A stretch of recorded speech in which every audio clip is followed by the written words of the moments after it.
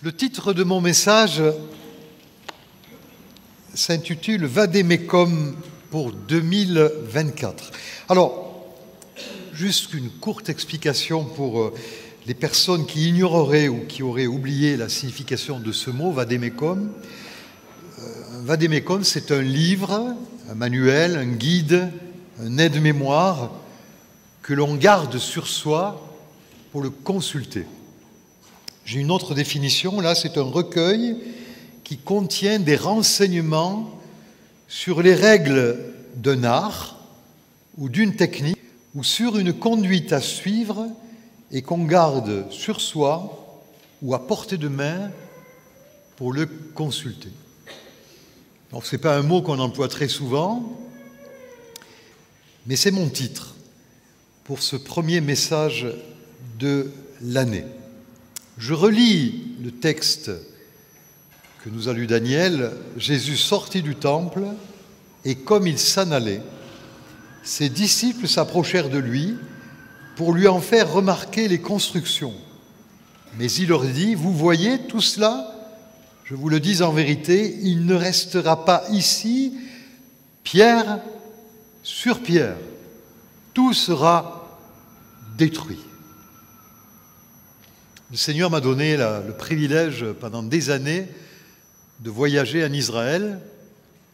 Et je crois que la première fois que j'y étais, j'avais 19 ans, donc c'était avant-hier. Que j'ai eu quand je suis arrivé sur ce qu'a été l'esplanade du temple. Alors évidemment, il y a le dôme du rocher maintenant, cette mosquée construite par Soliman le Magnifique, et puis il y a la mosquée Al-Aqsa. Mais ce qui m'a frappé, ce sont toutes ces dalles, et ces mosquées ont été édifiées après, évidemment. Et cette parole de Jésus ne restera pas pierre sur pierre. Vous savez, le temple de Jérusalem était un édifice extraordinairement beau.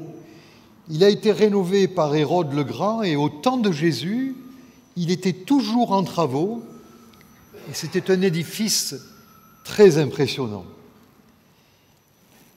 Il a été construit avec des blocs de pierre de plusieurs tonnes et quand on mur des Lamentations, on voit la grandeur, donc c'était le soutènement du temple, hein, la grandeur de ces blocs. On se demande d'ailleurs dans ces années comment ils ont réussi, ça fait penser aussi au travail avec les pyramides ou d'autres monuments, à construire cela. Et il a été décoré à grand renfort de marbre, de bois précieux et d'or.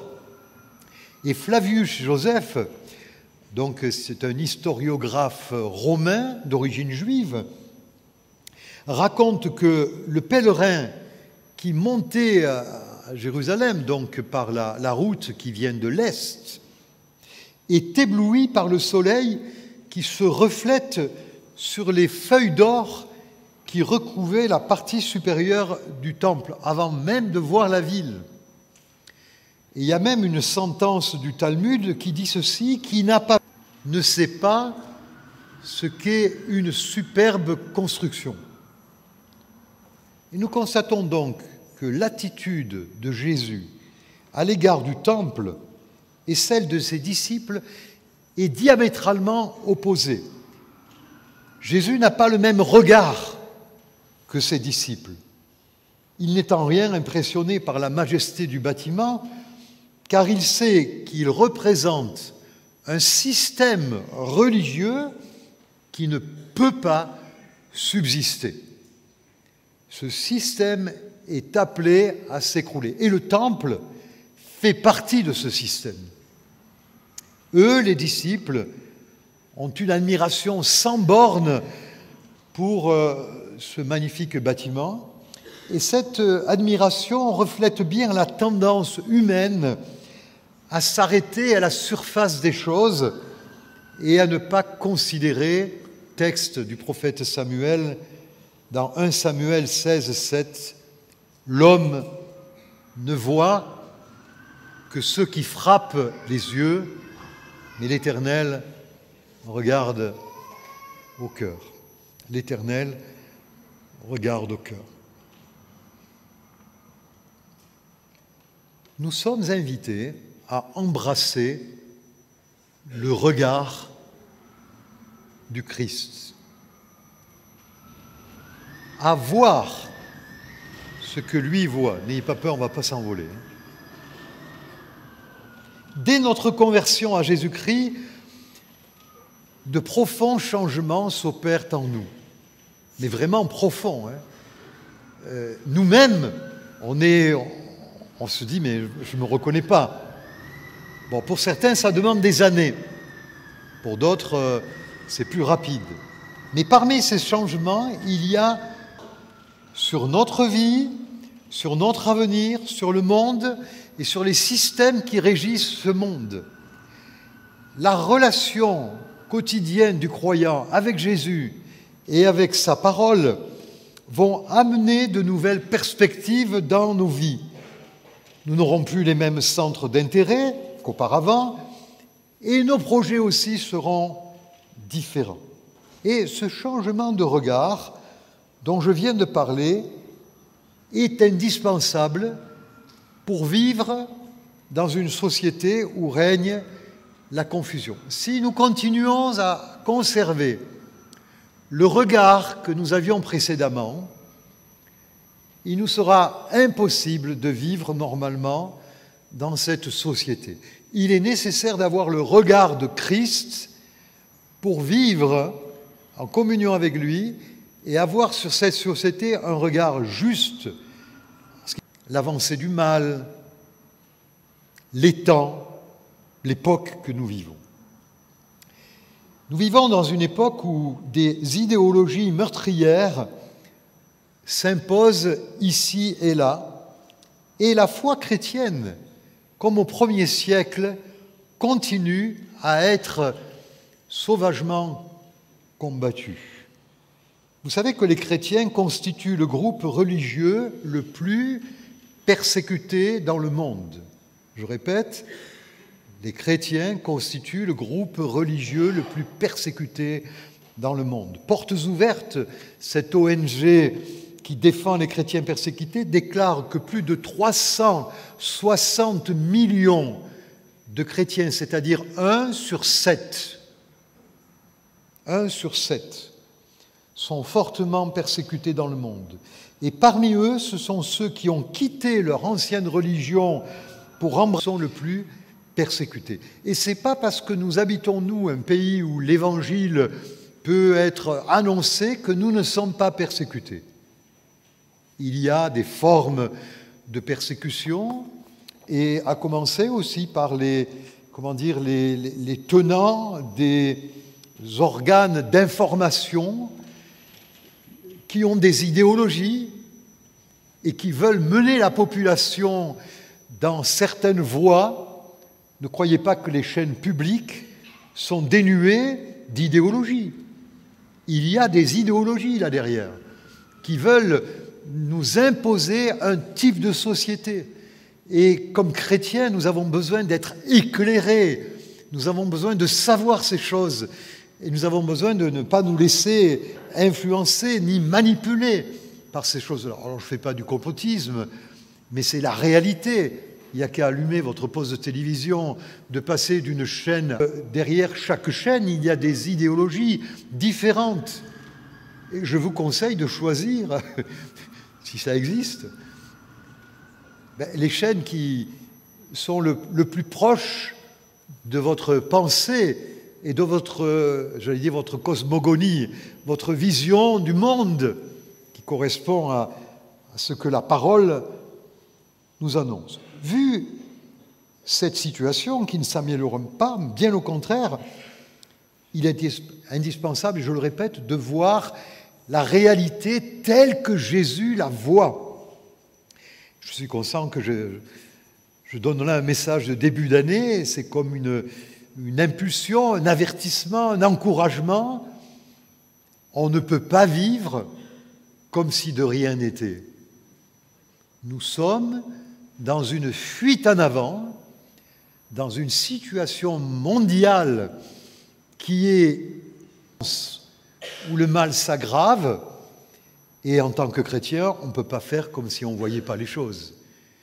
On ne peut pas avoir la politique de l'autruche en disant non, non, non, il n'y a aucune difficulté, tout ira bien. En préparant ce message, j'ai trouvé un proverbe amer qui est issu de la Seconde Guerre mondiale à propos des Juifs en Allemagne. Ce proverbe dit les optimistes, il s'agissait des Juifs, les optimistes sont morts dans les camps de concentration et les pessimistes ont fui, aux États-Unis notamment. Donc on ne peut pas avoir un regard optimiste sur l'avenir. Je suis optimiste. J'ai la chance d'avoir hérité un caractère optimiste. Et si je vais toujours me dire, il y aura une porte de sortie, il y aura quelque chose qui va se passer. Mais en ce qui concerne les temps que nous vivons, mon seul optimisme, c'est celui du retour du Seigneur. Il n'y en a pas d'autre. Parce que les choses que nous sommes en train de vivre vont s'aggraver en 2024. Je regrette de devoir vous dire ça, mais je serais un faux prophète si je vous disais que les lendemains seront meilleurs. Ce n'est pas vrai. Ce chapitre 24 qu'on appelle l'Apocalypse de Matthieu est un chapitre extraordinaire. Il est comme un diamant à plusieurs facettes parce qu'à chaque génération, il peut avoir son accomplissement. Et les premiers chrétiens ont pris les paroles de Jésus.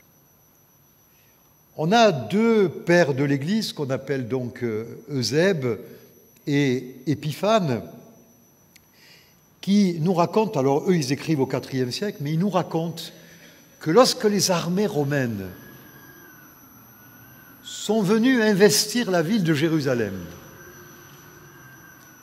et d'ailleurs le temple sera détruit selon la parole de Jésus, les chrétiens présents à Jérusalem qui se sont souvenus de la parole de Jésus ont fui la ville. Et ils ont été se réfugier à l'est du Jourdain, ils ont traversé le Jourdain et ils ont habité une ville à l'époque qui s'appelait Péla, et ils ont échappé au massacre perpétré par les Romains sur la population juive parce qu'ils ont pris les paroles de Jésus à la lettre. Ils ont cru que ce que Jésus avait annoncé était là. Quand nous considérons que nous vivons sans doute dans les temps que la parole de Dieu appelle les temps de la fin, nous ne devons pas croire que le retour du Seigneur est loin. J'aimerais vous dire, il est proche. Les événements récents en Israël nous rappellent que le monde pourrait s'embraser demain ou après-demain si l'Iran, le Liban et d'autres pays musulmans entrent en guerre. Le monde entier s'embrasera. Quelle sera l'attitude des États-Unis? Quelle sera l'attitude de la Russie? Quelle sera l'attitude de la Chine? Tous ces grands empires vont être mêlés à ce conflit. Je ne sais pas quand il arrivera, mais la Bible nous dit que ça va arriver. Ça va arriver où toutes les nations vont être contre Israël. Donc, on a besoin de voir les choses comme les voit Jésus. Je vais vous rappeler une histoire de l'Ancien Testament qui va nous encourager et qui va nous démontrer, oui, parce que ce que je dis là, peut-être ça ne vous encourage pas. Mais je regrette. Je ne vais pas vous raconter des balivernes. Est-ce que je vais vous dire, oui, tournez-vous vers Dieu, vous verrez, ça va aller mieux? C'est pas ce que dit la parole. La parole dit de nous préparer.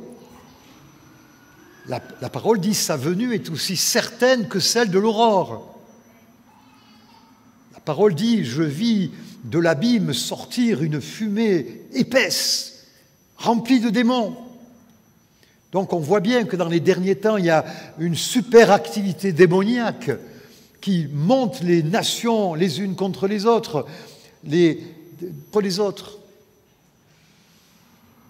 Écoutez cette histoire.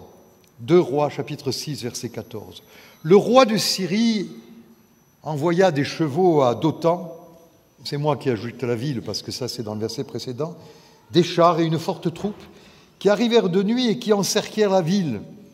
Le serviteur de l'homme de Dieu se leva de bon matin pour sortir de la ville et il vit qu'une troupe la cernait avec des chevaux et des chars.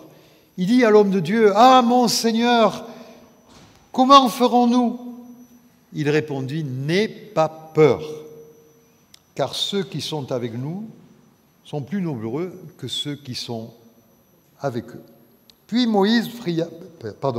Élisée pria, « Éternel, ouvre ses yeux pour qu'il voie. » L'Éternel ouvrit les yeux du serviteur, et il vit la montagne pleine de chevaux et les chars de feu tout autour. Élisée voit les choses d'une manière et son serviteur d'une autre. « Ah, mon Seigneur, que ferons-nous » dit le serviteur. Élisée lui dit, « Éternel, ouvre ses yeux pour qu'il voie. » Alors, ce matin, nous sommes 2 catégories de personnes différentes. Il y a ceux qui disent « Ah, Seigneur, que ferons-nous » Et il y a ceux qui pourraient dire « Seigneur, ouvre-leur les yeux pour qu'ils voient. Donne-leur un esprit de révélation sur le temps que nous vivons. Ôte la peur et la frayeur de leur cœur. » Je reviendrai à cette question de peur dans quelques instants. Nous n'échappons pas à cette éventualité commune à toute l'humanité, celle de ne pas voir la réalité en face, sur nous-mêmes et sur le monde. De ne pas vivre comme nous devrions vivre face à une situation mondiale dégradée à tous égards, qu'il s'agisse de l'éthique, de la disparition de l'amour, qu'il s'agisse de la violence, en un mot, de l'écroulement des valeurs qui servent de ciment à la société. Il y a un véritable écroulement des valeurs et il ne faut pas être grand clerc pour voir cela, ni être conservateur, ni être réactionnaire pour dire, excusez-moi l'expression, mais tout fout le camp. Hein. Est-ce que c'est vrai? Non mais attendez, on a des gens égorgés régulièrement. On trouve des cadavres dans des maisons, des règlements de compte. On tue des gens à Nîmes, à Marseille. Là, je parle de la France, mais au niveau mondial, mais c'est une débandade incroyable. Avec aussi une démagogie incroyable de la classe culée, il n'y a rien à voir. Des gens qui nous disent « Non, non, mais tout va bien ». Non, non, non, tout ne va pas bien. Tout ne va pas bien. Et cette situation d'aveuglement qui est dans le monde, elle a aussi en partie pénétré l'Église de Jésus-Christ. Et vous avez des faux prophètes, des gens qui vont dire « Non, non, mais tout va bien, mes amis, ne vous inquiétez pas ». Vous savez, il est dit dans l'Apocalypse que l'Église de Laodicée disait « Je suis riche, je me suis enrichi, je n'ai besoin de rien ». Et le Seigneur lui dit « Tu ne sais pas que tu es malheureux, misérable, pauvre, aveugle et nu ? Je te conseille donc d'acheter de moi de l'or, purifié par le feu, afin que tu deviennes vraiment riche. » Tout à l'heure, Tatiana, tu as parlé de la foi, cet or éprouvé par le feu. Des vêtements habillés. La semaine dernière, on a eu des paroles sur la sanctification, avec Laetitia et Graziella. Et qu'on ne voit plus la honte de ta nudité, ainsi qu'un remède ou un collier à appliquer sur tes yeux, afin que tu vois. Le peuple de la période du retour du Seigneur doit être un peuple prophétique. Un peuple qui voit la réalité en face. un peuple qui sait, un peuple qui connaît, un peuple qui avertit, un peuple qui enseigne, un peuple qui répand l'espérance. Car si je dis d'un côté que ça va aller de mal en pis, ça ne veut pas dire que je n'ai pas d'espérance. Le mot apocalypse, dans notre langage courant, a pris pour tonalité plutôt la traduction de catastrophe. Mais ce n'est pas la signification du mot grec. C'est une révélation. Et cette révélation, pourquoi elle a été... Pas pour nous décourager. Et ce matin, je ne suis pas là pour vous dire « Oh là là là là, c'est terrible !» Non, je suis là pour vous dire « Regardons les choses en face, mais espérons, parce que le Seigneur revient. Et qu'il va nous donner sa grâce, qu'il va nous donner la force pour tenir le coup les uns et les autres. Et qu'au contraire, alors que du puits de l'abîme sort cette épaisse ténèbre, de l'autre côté, je répandrai de mon esprit sur toute chair, dit le Seigneur.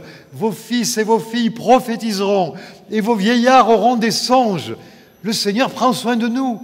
Et plus la nuit est épaisse, plus la lumière va briller. Et c'est ça la gloire de l'Église, dans le monde dans lequel nous vivons. Et c'est pour ça que je veux vraiment vous encourager ce matin à voir juste, mais aussi à espérer beaucoup. C'est ce remède, ce collyre qui guérit nos yeux aveugles et qui nous permet de nous comporter désormais comme dans une génération perverse. Celui qui est ainsi guéri est semblable à cet aveugle-né de l'évangile de Jean, à qui on reprochait son témoignage envers Jésus. Et lui devait dire dans Jean 9, 25, « Je sais une chose, c'est que j'étais aveugle, mais maintenant, je vois. » Est-ce qu'on peut dire ce verset ensemble? Je sais une chose. On y va bien fort. Je sais une chose, c'est que j'étais aveugle et que maintenant, je vois. Je trouve que ce n'est pas assez fort. Levez-vous un peu, ça va dégager votre poitrine. Je vais vous écouter. Je sais.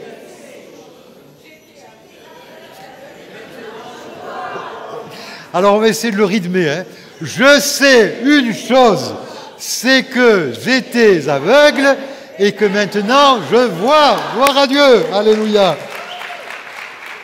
Au début de cette nouvelle année, on va donc chercher à embrasser le regard de Jésus et on va continuer dans ce chapitre 24 pour relever des conseils que Jésus donne à ses disciples, donc ce fameux vadémécum. Les disciples cherchent une réponse qu'ils ne vont pas avoir. Matthieu 24, 2, vous voyez tout cela, je vous le dis, en vérité, il ne restera pas ici pierre sur pierre, tout sera détruit. Matthieu 24, 3, il s'assit sur le mont des Oliviers, les disciples vinrent en privé lui poser cette question, dis-nous quand cela arrivera-t-il et quel sera le signe de ton retour et la fin du monde? Dans leur question à Jésus, les disciples, vous le voyez, associent la destruction du temple et l'avènement du Messie.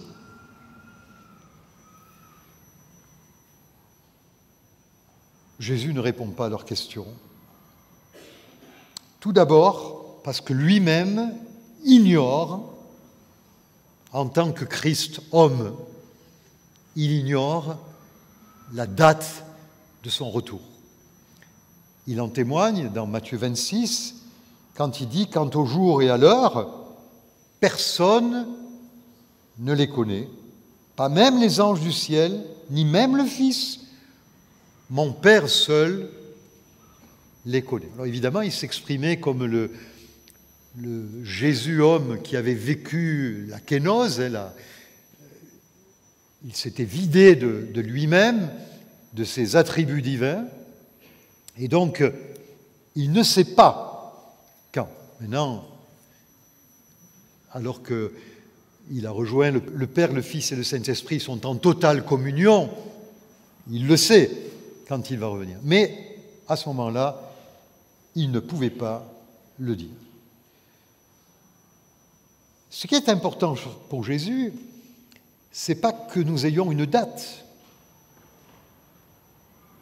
c'est que nous sachions comment nous comporter. Il a dit dans d'autres textes, le Fils de l'homme, il viendra comme un voleur dans la nuit. Dans Matthieu 24, il dit, mais comme un éclair, il viendra.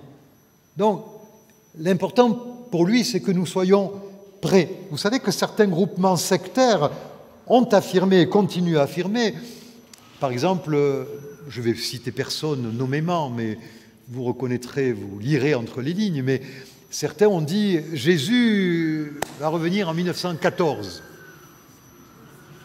Après, ils ont dit en 1975.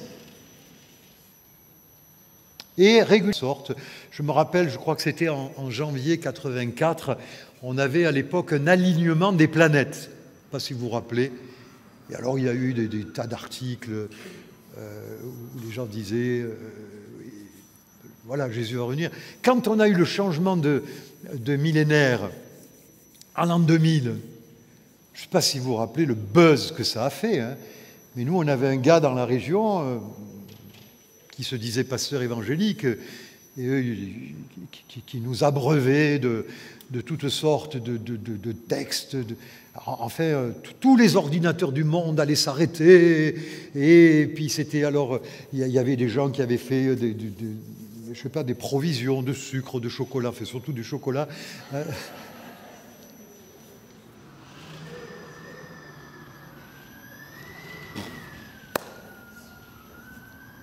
C'est pas tant de savoir quand il va venir, c'est d'avoir un adéquat qui correspond à la période. Et alors pour cela, je veux vous donner quelques conseils que je tire de l'Apocalypse de Matthieu, donc 24. En lisant les versets 4, 5 et 6, Jésus répondit « Faites bien attention que personne ne vous égare. En effet, beaucoup viendront sous mon nom et diront « C'est moi qui suis le Messie ». Et ils tromperont beaucoup de gens. Vous entendrez parler de guerre et de menaces de guerre. Ne vous laissez pas effrayer, car il faut que ces choses arrivent. Cependant, ce ne sera pas encore la fin. Une nation se dressera contre une nation et un royaume contre un royaume. Il y aura en divers endroits des famines, des pestes, des tremblements de terre. Tout cela sera le commencement des douleurs. Dans 5 versets que je viens de lire, il y a 2 conseils très clairs. Le premier, que personne ne vous égare. Verset 4. Et puis deuxièmement, ne vous laissez pas effrayer, car il faut que ces choses arrivent.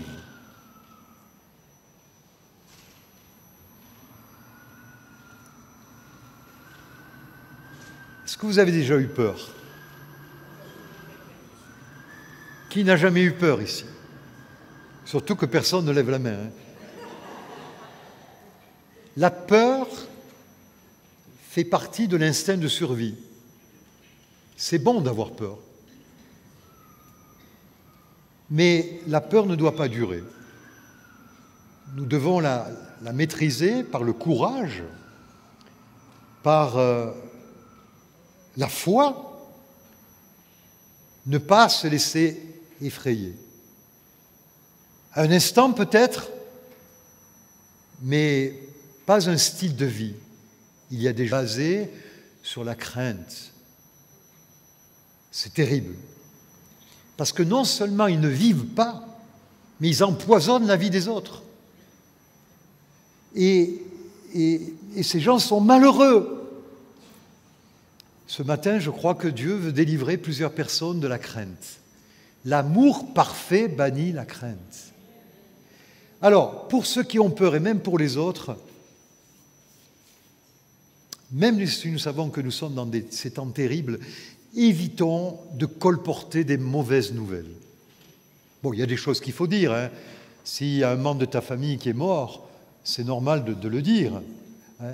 Mais si tu as entendu les informations et que tu répètes et que tu répètes et que tu répètes, ça ne sert à rien.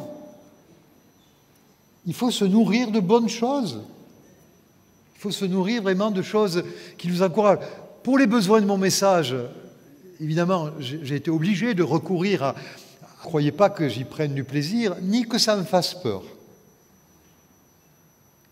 Je crois que la plus belle des nouvelles, je l'ai dit, je le répète, c'est que Jésus vient bientôt. Et donc, ces événements ne sont que les prémices de son retour. Et ça doit nous encourager. Donc, 2 choses. Faites bien attention que personne ne vous égare. Se perdre en chemin et être victime des peurs sont 2 risques majeurs qui visent les croyants dans les temps difficiles que nous vivons et que nous vivrons. Et c'est là qu'il faut nous souvenir du regard que Dieu a sur les événements pour nous rappeler qu'il contrôle toutes choses. Je raconte, vous m'avez déjà entendu raconter cette histoire d'un navire dans une tempête terrible. Et les marins vomissent, ils s'accrochent, ils ont des nausées, qui a l'air tout à fait serein, et les marins lui disent « Mais tu n'as pas peur ?» Et celui-ci de dire « Non ». Et les marins lui disent « Mais pourquoi ?»« Parce que c'est mon père qui est le pilote. » C'est le père qui tenait la barre. Est-ce que c'est Dieu qui tient la barre de ta vie? Mais oui. Quelle grâce! Quelle grâce de savoir que dans cette galère dans laquelle nous sommes les uns et les autres, nous avons un Seigneur qui tient la barre. Jésus-Christ est notre capitaine. Nous n'avons rien à craindre. Il saura nous amener au port. On est en route. On est en route. Matthieu 24, 8. Tout cela sera le commencement des douleurs. Et Matthieu 24, l'Apocalypse de Matthieu, égrène les unes après les autres les calamités qui le retour de Jésus. Les faux messies, les guerres, les famines, les pestes, les tremblements de terre, la persécution, les prophètes de mensonges. Ça fait beaucoup, ça, Seigneur. Arrêtez, la coupe est pleine. Et on a tout ça. Je ne sais pas si vous êtes au courant, mais il y a actuellement en vie, dans le monde, des faux messies. Il y a en Russie, par exemple, un homme qui se présente, alors il est habillé en blanc, il a une espèce d'étole rouge là, qui croît sur sa poitrine, et il a les cheveux longs jusque-là, et il est suivi par des foules entières en disant qu'il est le Christ. Et les gens se prosternent devant lui, l'adorent et le suivent dans ses enseignements. En ce qui concerne les faux prophètes, alors on en a entendu quelques-uns de faux prophètes. Moi, ça m'est arrivé en tout cas, pour satisfaire les foules qui les entendaient, on donnait toutes sortes de prophéties extraordinaires. Aucune d'entre elles ne s'est réalisée. Je me rappelle d'un gars qui était passé ici, c'était tout à fait au début du CCR. Il avait donné des prophéties et il avait dit, à la fin, alors moi j'étais effrayé, il avait dit « Maintenant que le prophète du Seigneur vous a donné de bonnes prophéties, vous allez lui donner de l'argent. » Mais je vous promets qu'il avait dit ça, le gars. Je ne sais pas pourquoi, mais depuis, je ne l'ai plus réinvité. Il y a très longtemps, je ne pense même pas que vous puissiez savoir de qui il s'agit, parce que c'était au début du CCR dans ce local, c'était il y a 20 et quelques années, 23 ans. Les tremblements de terre. On est servi avec les tremblements de terre. Il y a eu la Turquie, il y a eu la Syrie, il y a maintenant la Chine et puis l'Istan. Un volcan s'est rayé en Islande et le tremblement de terre au Japon a été provoqué par un volcan sous-marin. La peste, il n'y a qu'à penser à la pandémie de la Covid il y a 3 ans. On est dans une période vraiment incroyable, incroyable. Et Matthieu 24, 12 nous avertit, et c'est ça peut-être la pire des choses, à cause de la progression du mal, l'amour du plus grand nombre se refroidira. Ce verset me semble être l'un des plus clairs concernant l'état de notre société. tout cet amour qui aura été à l'origine de tant d'œuvres de bienfaisance, d'accueil, de soins, d'assistance, de secours, de philanthropie, se tarira à tel point que le monde dans lequel nous vivons est impossible à vivre. Vous avez entendu parler, par exemple, de ces vols au Resto du Cœur, où on vient voler des camions frigorifiques, où on vient démolir les entrepôts, où on vole pour des centaines de milliers d'euros de marchandises qui devraient être distribuées aux plus démunis. Mais il faut être fou pour faire une chose pareille. Et on est fou. Pourtant, parallèlement, et je l'ai dit, Jésus donne un autre signe dans ce passage, signe qui annonce l'imminence de son retour. Verset 14 de Matthieu 24. « Cette bonne nouvelle du royaume sera proclamée dans le monde entier pour servir de témoignage à toutes les nations. Alors viendra la fin. » Dans cette série de détresse, des hommes et des femmes vont se lever et n'auront pas perdu de vue l'annonce de l'Évangile à toute créature. Et si, d'une manière exponentielle, de l'autre, des jeunes et des moins jeunes se lèvent et se lèveront avec courage pour relever le défi que le Seigneur leur lance, celui d'annoncer l'Évangile à ceux qui sont proches et à ceux qui sont loin. Et cette catégorie de personnes est constituée, comme nous l'avons vu, par des chrétiens qui n'auront pas perdu de vue leur raison d'être. D'un côté, ils ne se sont pas laissés égarer, de l'autre, ils ont triomphé de la peur que suscite le monde contre celles et ceux qui ont décidé de marcher à contre-courant. C'était 2 conseils. Ne vous laissez pas égarer. N'ayez pas peur. 2 nouveaux conseils. Matthieu 24, 13. Celui qui tiendra bon jusqu'au bout sera sauvé. Les paroles de Philippe tout à l'heure. Et alors, c'est incroyable parce que je me suis dit, il a peut-être lu mes notes. Franchement, il a dit des choses qui sont écrites mot pour mot dans mes notes. D'abord, il a parlé de la persévérance et l'endurance, qui est la même chose, hein. Et c'est le 3e conseil, la persévérance, l'endurance. Et il a même dit, et là je vais un peu plus loin dans mon texte, parce que moi j'ai écrit « Quelle grâce de rencontrer des chrétiens qui ont à leur actif 10, 20, 30, 40, 50 ans ou plus de conversion et qui sont toujours fidèles. » Alors on va faire un petit exercice. Ceux qui ont 5 ans de conversion, levez la main. Au moins 5 ans. Au moins 10 ans, baissez les mains. Au moins 20 ans. Au moins 30 ans. Au moins 40 ans de conversion. 20 ans. Et non, mais il y en a, hein. Il y en a. Moi, je peux lever la main, hein. J'ai été baptisé à 16 ans et j'ai 67 ans. Alors, ça fait au moins 50 ans. Au moins 60 ans. Non, on les a tous tués, là. Mais vous vous rendez compte qu'il y a dans ce lieu des gens qui suivent fidèlement le Seigneur depuis plus de 60 ans, avec toutes les attaques, toutes les désillusions, les moments difficiles où ils ont failli craquer, quitter l'église ou je ne sais pas quoi, mais ils sont toujours là. On les applaudit. Je m'applaudis moi-même.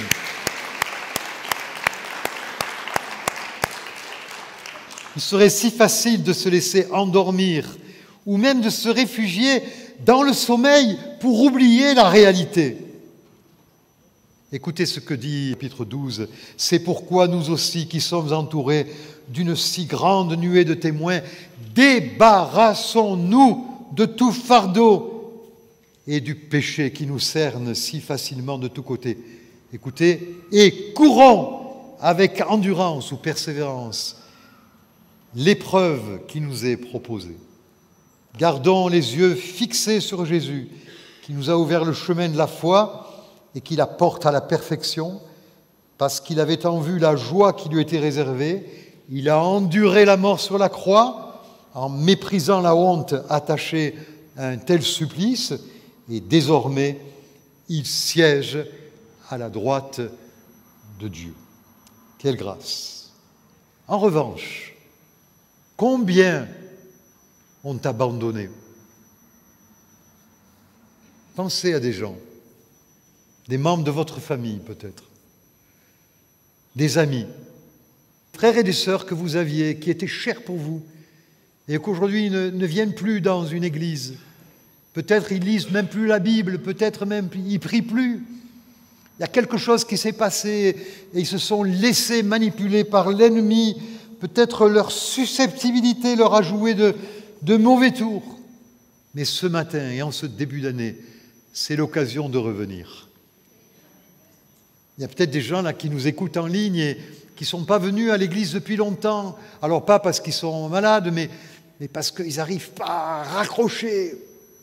Mon frère et ma sœur, reviens dans la communion fraternelle et prends la décision qu'a prise le fils prodigue dans Luc chapitre 15 verset 18. Je vais me mettre en route, j'irai trouver mon Père, j'irai me mettre en route, j'irai trouver mon Père. Ça c'était le troisième. C'est la vigilance. Dans le texte de Matthieu, chapitre 24, verset 25, Jésus dit une chose, il dit « Voilà, je vous ai prévenu ». Ces trois mots grecs, trois petits mots, que nous sommes obligés de traduire avec plus de mots, c'est un des versets les plus courts de la Bible, à part Jean 11, 35, où il y a deux mots, Jésus pleura. Il y a ce texte de Matthieu 24, 25, qui est un des versets les plus courts de la Bible. Trois mots grecs. Je vous l'ai prédit, je vous l'ai dit, je vous ai prévenu. Donc, quand on est averti, vous connaissez le proverbe, un homme averti en vaut deux. Vous le savez. Et puisque vous le savez, vous avez besoin de vigilance. Et c'est ce quatrième conseil que j'aimerais battre, de la vigilance. Alors, et c'est sur cette idée que je vais terminer mon message. On peut demander au groupe de louanges de s'approcher. Quels sont les moyens les plus sûrs pour être vigilant? Je ne sais pas si les messieurs qui sont ici, vous avez monté la garde à l'armée, au service, enfin, pas au service militaire, à l'armée. Oui, quand j'ai fait mon service militaire, ça a duré 1 an. Pendant mes classes, j'ai dû faire comme mes copains, faire plein de choses que je n'avais pas tellement l'habitude de faire, notamment le parcours du combattant. Je ne peux pas dire que c'était ma tasse de thé. Mais bon, je l'ai fait comme tout le monde. Voilà. Heureusement que, comme administration, après, on m'a confié un rôle assez important dans la caserne. Je faisais les permissions pour toute la caserne. Et je gérais aussi le carnet des engagés. Vous savez, il y a un carnet qui les suit, avec leur cure, leur congé et tout ça. Et c'est moi qui gérais ça. Alors j'étais dans leurs petits papiers. Et j'ai monté des gardes. Et quand on monte une garde et qu'on est seul dans la nuit, il faut bien s'occuper. Alors j'avais mon fusil comme ça et je marchais. Voilà. Et puis j'avais des instructions. Si quelqu'un apparaissait, qui va là? Il y avait toute une procédure qui finissait par tirer d'ailleurs. Et vous savez ce que je faisais? Je priais. Et je parlais en langue. Jésus, et je recevais ses pensées.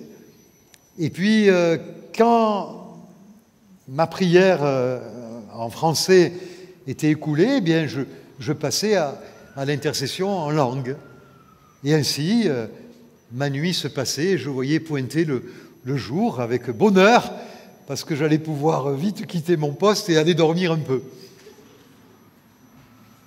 Je vois deux possibilités, il y en a plus, pour être vigilant. La première, c'est la prière.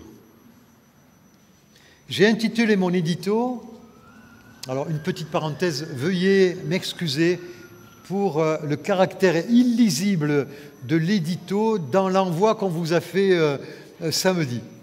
C'est ma faute. Mea culpa, maxima mea culpa. Mais j'ai réimprimé des feuilles pour vous où l'édito s'intitule « Est-ce que vous voudriez que nous mettions cette année sous le signe de la prière ?» Attention, vous vous engagez. Essayez d'être au maximum dans la prière, individuellement et communautairement. Et ça, c'est extraordinaire. De se retrouver. Alors, j'aime prier seul, mais franchement, qu'est-ce que j'aime prier avec mes frères et sœurs? Qu'est-ce que ça fait du bien de se retrouver pour intercéder? Quand on peut, il faut le faire. C'est le premier sujet. Il faut que cette Église grandisse dans la prière durant cette année. Parce que la prière, c'est extraordinaire. On a demandé un jour à Billy Graham quelle était la clé de son succès. Et il a dit, j'ai 3 mots. Premièrement, la prière. Deuxièmement, la prière. Et troisièmement, la prière. En fait, il avait un seul mot. Évangéliser plus de 2 millions, auquel on attribue 2 millions de conversions au travers de ces campagnes, a pu soutenir son œuvre grâce à la prière. Je vous invite vraiment à rentrer davantage dans ce domaine-là. Et enfin, la communion fraternelle, la vie de l'Église locale, la rencontre des frères et des sœurs, des repas ensemble, avec de la prière, des rencontres, des sorties ensemble, des marches dans la nature ensemble. Faites tout pour cultiver la communion fraternelle. Ça nous rend vigilants. On ne va pas s'endormir d'un sommeil spirituel, mais on va tenir le coup. Et alors, à un moment donné, comme l'éclair part de l'Orient à l'Occident, le Seigneur reviendra et il nous amènera avec lui. Que son nom soit béni. Soyez abondamment bénis et visités par le Seigneur. Amen.